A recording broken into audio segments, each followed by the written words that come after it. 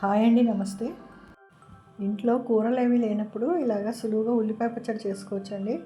ఈ పచ్చడికి సుమారు 5 మీడియం సైజు ఉల్లిపాయలు తీసుకున్నాను. ఒక చిన్న నిమ్మకాయ అంత సైజు చింతపండు తీసుకొని కొద్దిగా నీళ్లు పోసి నానబెట్టుకోవాలి.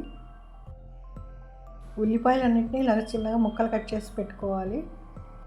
స్టవ్ మీద మూకుడు పెట్టుకొని ఒక 2 చెంచాల నూనె వేడి చేసుకోవాలి. ఇప్పుడు అందులో ఒక చెంచాడు శనగపప్పు, ఒక చెంచాడు మినపప్పు, ఒక అర చెంచా జీలకర్ర, ఒక చెంచాడు ఆవాలు, పావు చెంచా ధనియాలు, ఒక 6-7 ఎండుమిరపకాయలు మీ కారానికి సరిపడా వేసుకోండి. ఈ పోపు అంతా కొద్దిగా రంగు మారేదాకా వేయించుకొని ఒక 2 పచ్చిమిరపకాయలు ముక్కలుగా కట్ చేసుకొని వేసుకోవాలి. తర్వాత ఇందులోనే కొద్దిగా కరివేపాకు వేసుకొని వేయించుకోవాలి.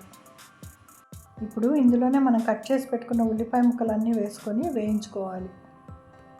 స్టవ్ని మీడియం ఫ్లేమ్లో పెట్టుకొని పోపు అంతా ఉల్లిపాయలతో బాగా కలిసేట్టు కలుపుకోవాలి.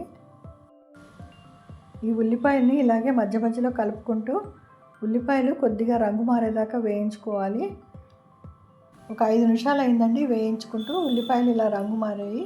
ఇలా కొద్దిగా లైట్ పింక్ కలర్లోకి వస్తే సరిపోతుంది. ఇప్పుడు మనం నానబెట్టుకున్న చింతపండు కూడా వేసి ఇంకొక నిమిషం పాటు వేయించుకొని స్టవ్ ఆఫ్ చేసుకోవాలి. ఇప్పుడు ఇందులో రుచికి సరిపడా ఉప్పు వేసుకోవాలి. కొద్దిగా పసుపు కూడా వేసుకోవాలి. రెండు వేసుకొని బాగా కలుపుకొని ఉల్లిపాయలని కొద్దిగా చల్లారనివ్వాలి.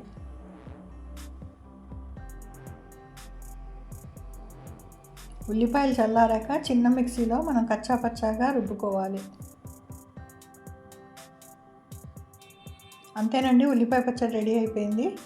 ఇది మరీ పేస్ట్ లాగా గ్రైండ్ చేసుకోకూడదు, ఇలా కచ్చా పచ్చగా గ్రైండ్ చేసుకుంటే సరిపోతుంది. ఇప్పుడు దీన్ని ఒక సర్వింగ్ డిష్లోకి తీసేసుకుందాము. ఈ ఉల్లిపాయ పచ్చడి చాలా రుచిగా ఉంటుందండి.